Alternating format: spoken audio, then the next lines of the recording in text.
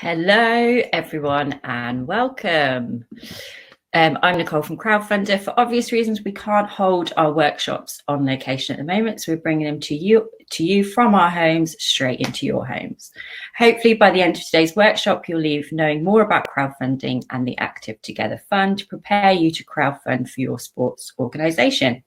At the end, you'll be sent a link to the Learn platform. There will show you how to crowdfund, giving you the tools to raise the money to make your idea happen.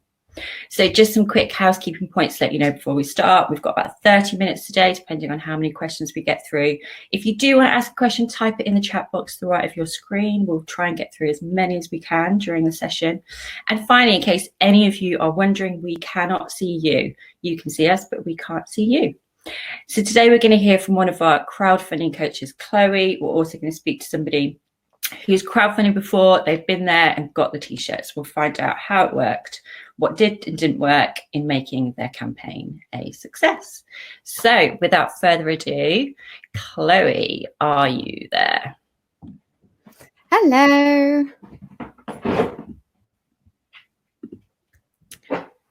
Hi, Nicole. Can you hear me? I've got a nice picture of Chloe. That's a good start. Can you hear me? So Chloe's having a little technical difficulty.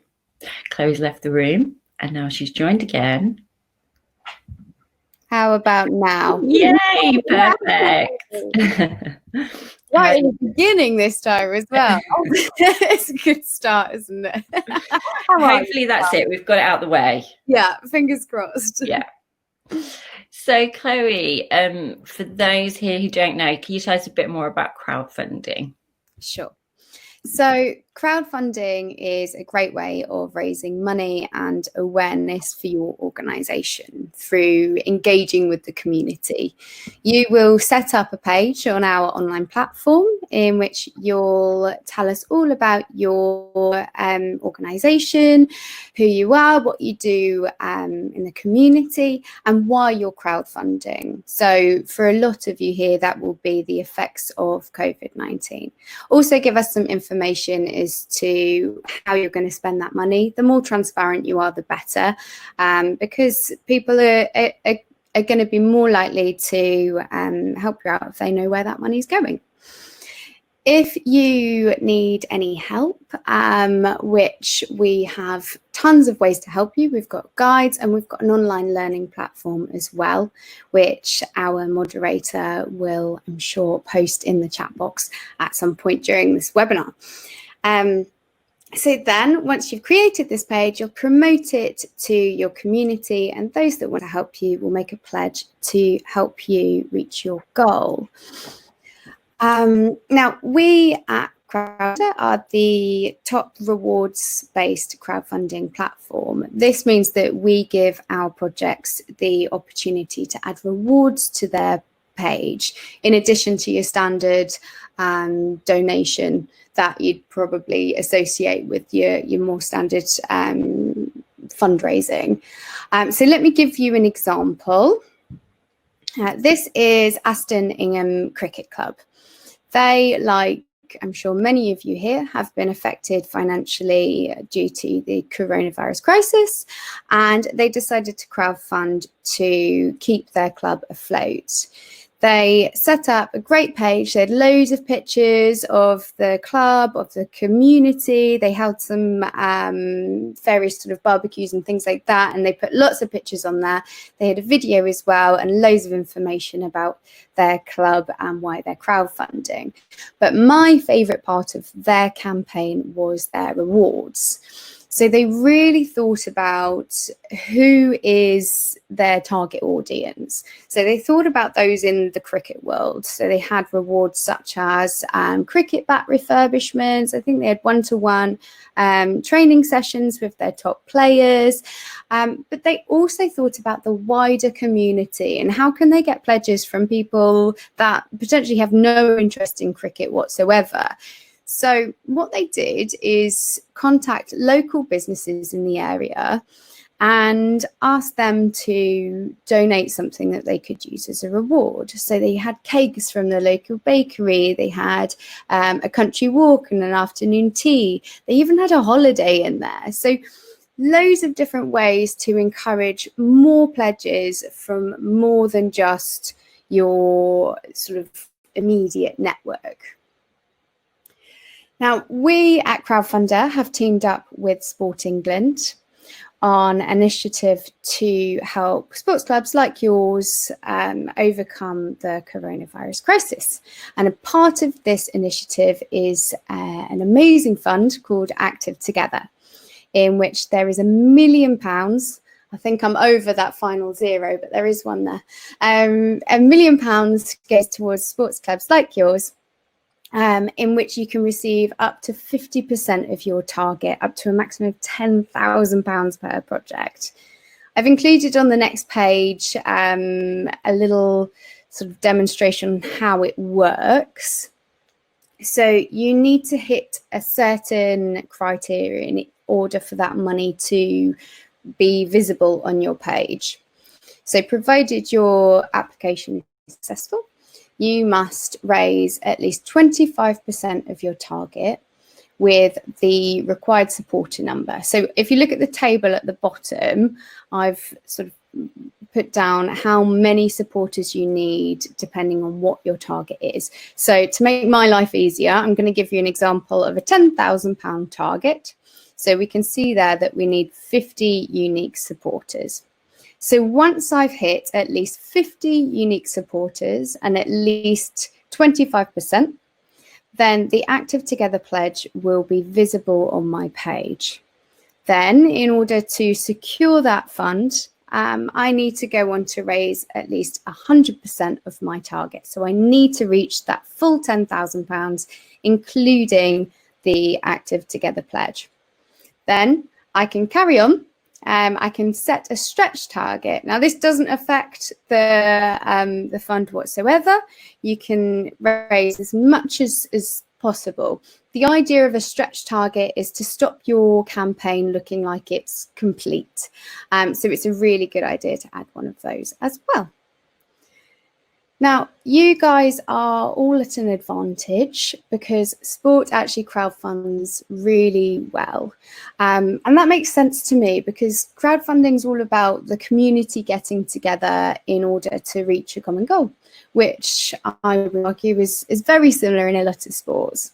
This page I have put together to demonstrate to you that it doesn't matter what sport you are, you can crowdfund. We have seen successful projects in all worlds of the sport. So we've had swimming, rugby, tennis, squash, absolutely everything that is in the sports world. And I'm going to hand back to Nicole. If you're there. Oh, I am here. Oh, fab. Thank you so much, Chloe. I think that's so clear. Hopefully that's really clear to all of you. If you do have any questions or anything at this point, then please do start sending them through. We want to hear what you think. If you have any questions at all, let us know. So now we're going to speak to Neil from Eccleston Park Tennis Club. Hello, Neil. Are you there? Hello, have I appeared? So hopefully we've got Neil here.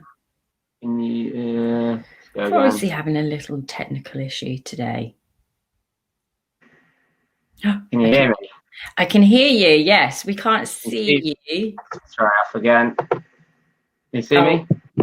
Yes, we can. Perfect. Right. How are you doing, Neil? I'm all right, thank you. Yes, not too bad. Good, good, good. So Neil, could you tell us a little bit about your project?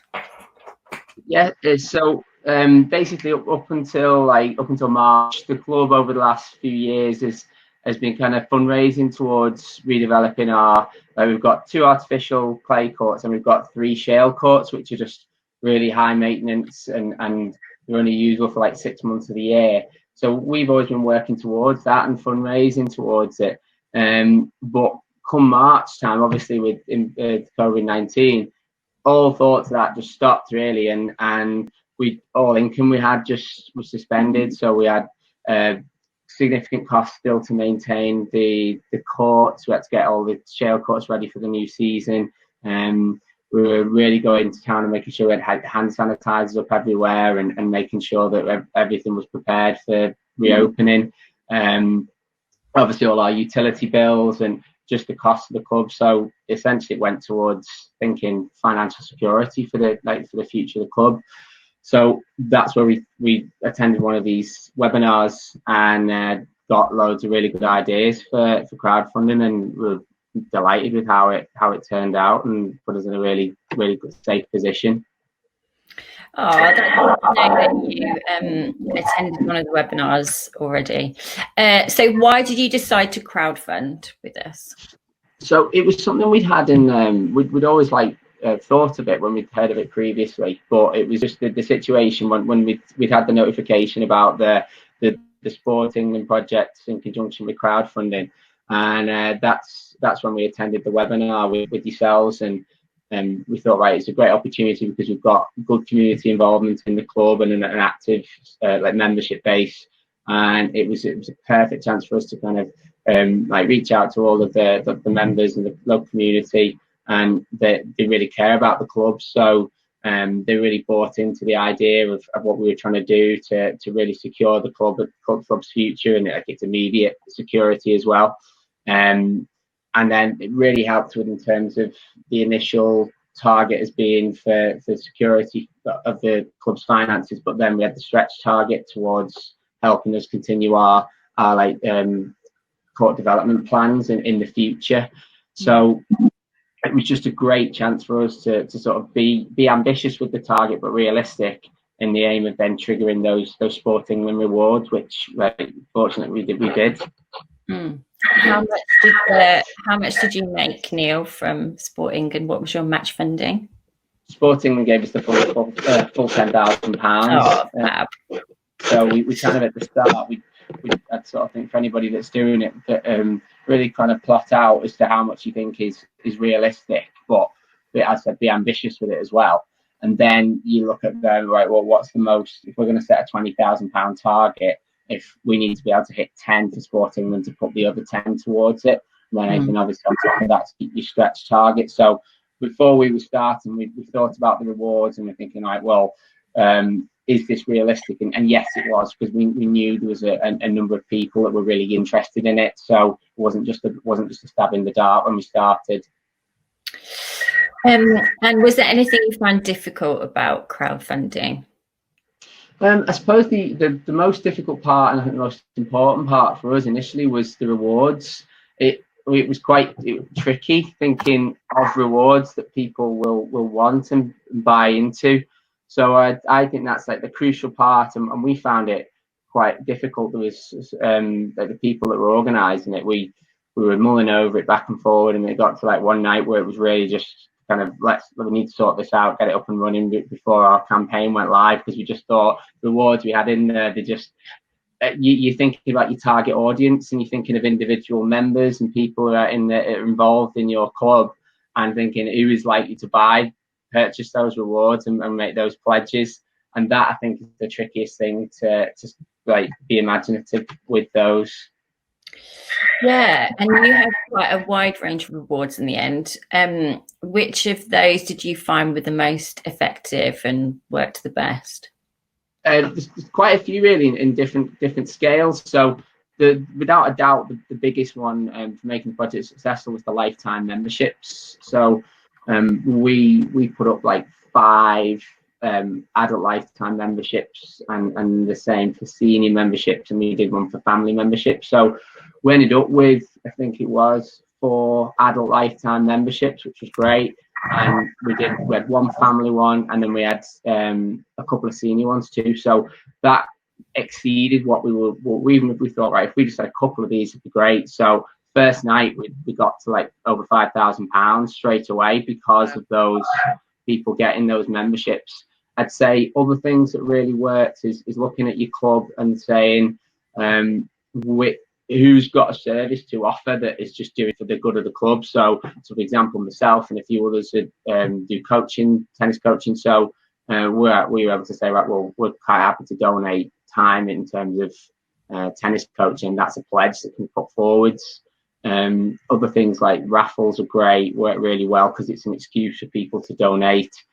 I would stay away from I've seen a couple of crowdfunding where people, it's literally just saying donate. The rewards, I think, are critical of giving someone something back. So the memberships, so social packages, entry to those for a year for events, the coaching package, which you said, things like we did a Prosecco picnic and like a beer picnic thing where they could, I think it was about £70 to £100, where 4 people, you get food, you get obviously Prosecco, but then at the same time you can have like buy a bench from B&Q and then someone add on top of that and they can then name the bench and get a little plaque on it, but the funding the bench as well. So it's just giving people that incentive to pledge on your campaign. Yeah, definitely. Yeah, we sort of give them something back, but with a bit of a premium on top of it because they want to donate. Yeah, absolutely.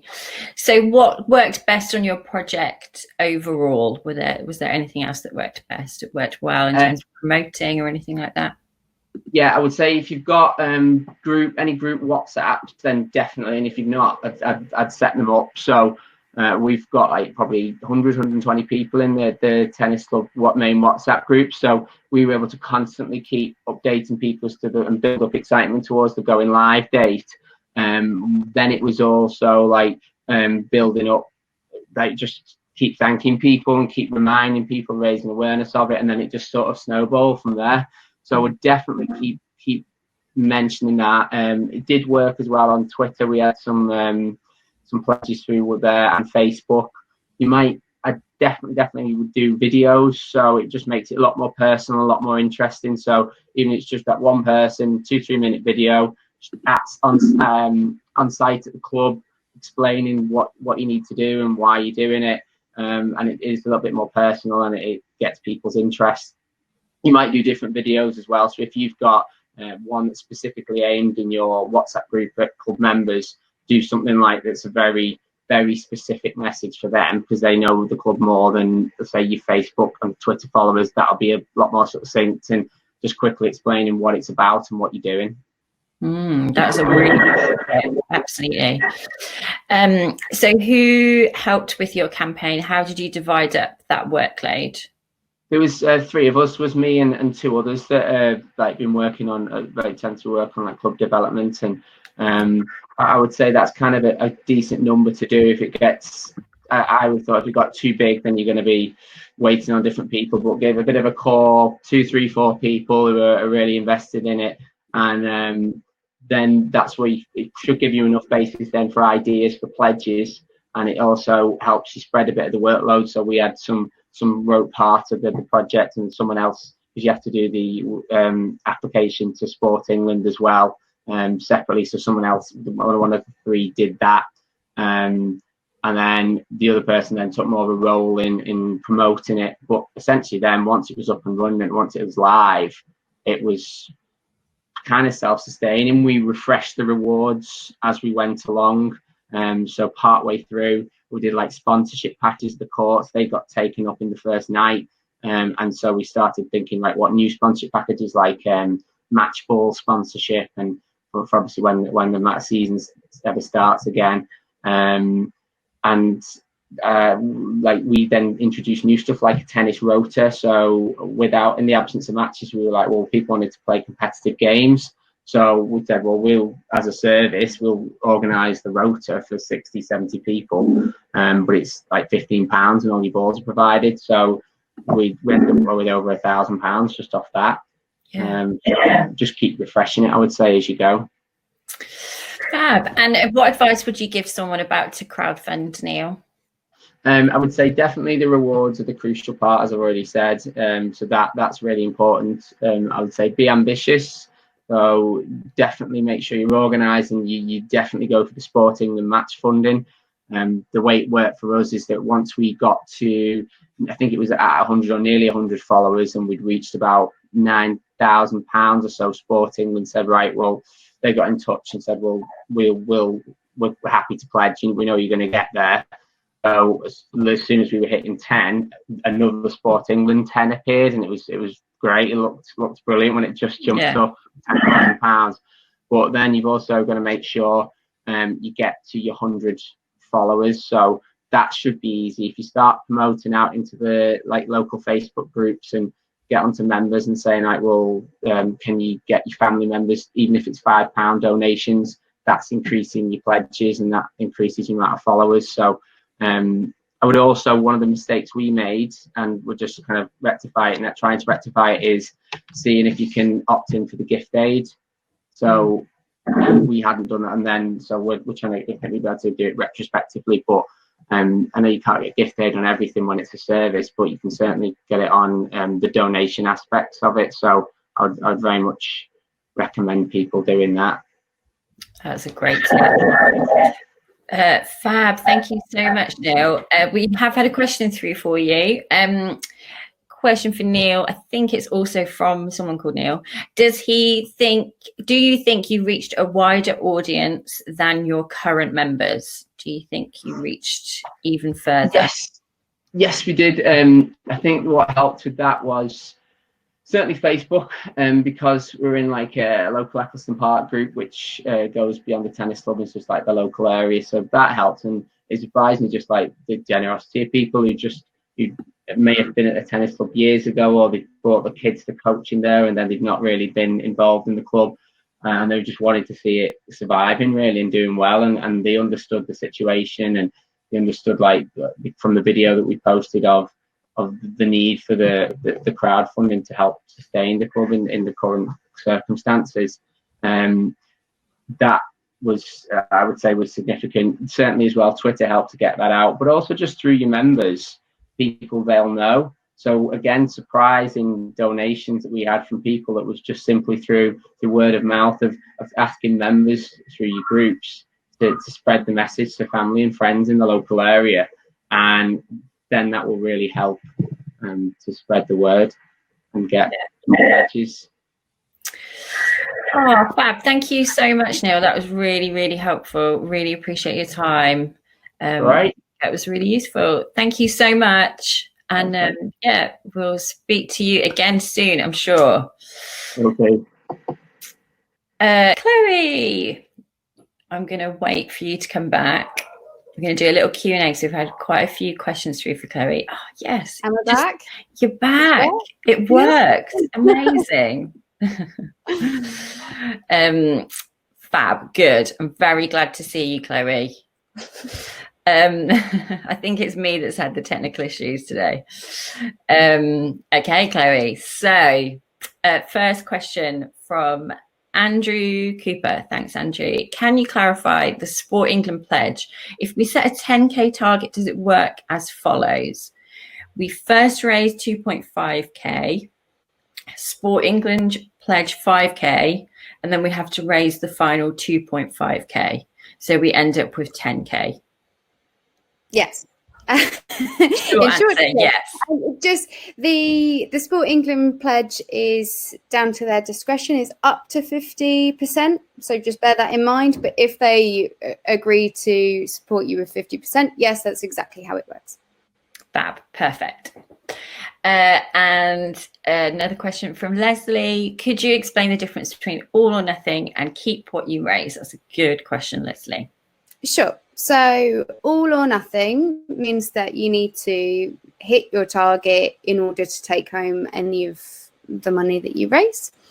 And keep what you raise does what it says on the tin. Really, anything you raise from the crowd, you can keep. I'm sure a lot of people are sort of questioning why on earth would you choose all or nothing. So let me tell you, it is a huge incentive for you and for your supporters. If your supporters can see that you're, I don't know, 500 quid off reaching your target and taking home £10,000, for example, they are going to be more likely to want to support you to help you reach that goal, because they can see that you really do need it in order to take home any of the money. And likewise, if you're 500 quid off reaching £10,000, I guarantee you will find it. We've seen it so many times, haven't we, Chloe? It happens Yeah. time and time again. Yeah, absolutely. Really good question, Leslie. Thank you. So our next question is from Martin. We have set up our page, but wondered how you show cash check donations.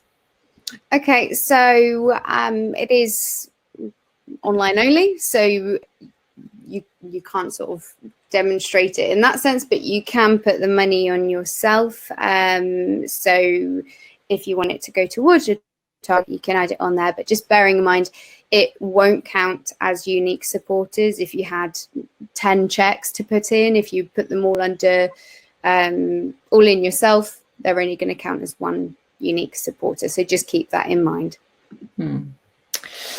And then also from Martin, also, how can you show offers of goods or services from supporters?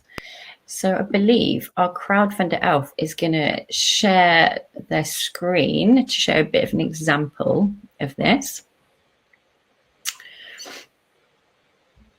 Okay, yeah, so if you look down the right hand side of this screen, this is Neil's project that we were just hearing from. You can see all the lovely rewards that they added on there, and they've put a price value on that.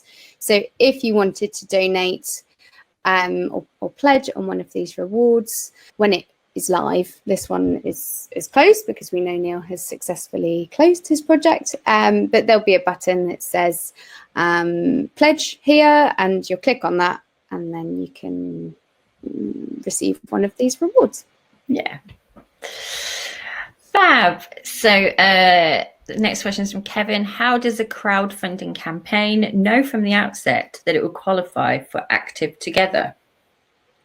Okay, so you will have to apply. So first of all, I want to point out that Sport England assess applications on your application form and your project page. So before applying, make sure that your project page is looking absolutely wonderful and you've got lots of nice rewards and pictures and videos and it's fabulous.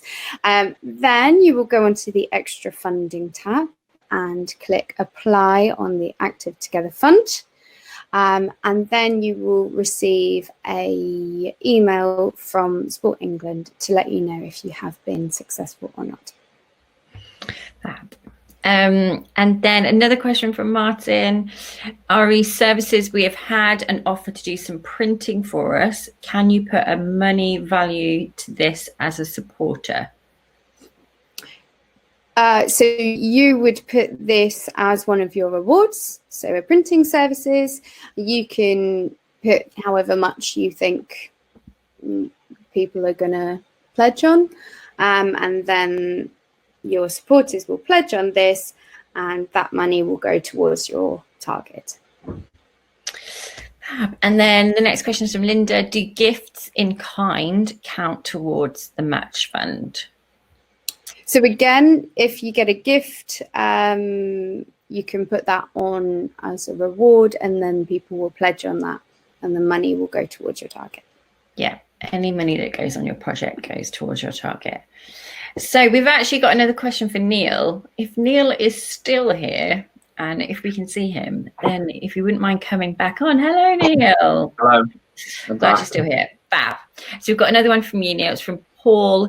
Really great insight from Neil. Can he estimate the breakdown of donations between club members and the wider community? That's interesting. Well, thanks, Paul. I'm not sure the exact, but I think it was largely members. So the wider community, I'm not sure exactly, because there was such a big amount in terms of the lifetime memberships. I do think you're probably likely to get more from your members, maybe probably 95%, if I was guessing. But if I was thinking about it also, what you might then get is people who have got a vested interest. So we had some sponsorship packages from people who were either family members or connected to, in some way, members of the club, and thought, right, okay, that's great, I would like to support that. And then have actually, from it, become more involved in the club as a result. So I would certainly estimate the vast majority be members, but the wider community, I would very much push out into it, because I think there's a lot of goodwill there that people contribute. And I guess that's the benefit of offering rewards as well, isn't it? If you're offering rewards that just people in the community would like you were talking about the picnic and things like that, then that's just going to appeal to people in general, isn't it? And they'll just want to buy that reward to be part of it. Yeah, I think what we were really keen to do from the start was to make sure people were actually wanting to get something back, especially because of the desire to trigger the Sport England funding as well. It was really kind of critical that we weren't just putting our hands out begging and saying, like, just give us some money for nothing. So we want people to be able to have something back in reward for it. So it might be something that, of the things that you'll do as a club, what services could you provide, and say, well, you'll be buying this anyway next year. It just means that you're getting the money up front, and it'll really help you now in the short term, whether it's funding courts, in the shale courts, making sure that we had the money to put clay on them this year and make sure we had something to play on, or whether it's paying your electricity bills. Miles better having it now than the uncertain wait for it until like next year.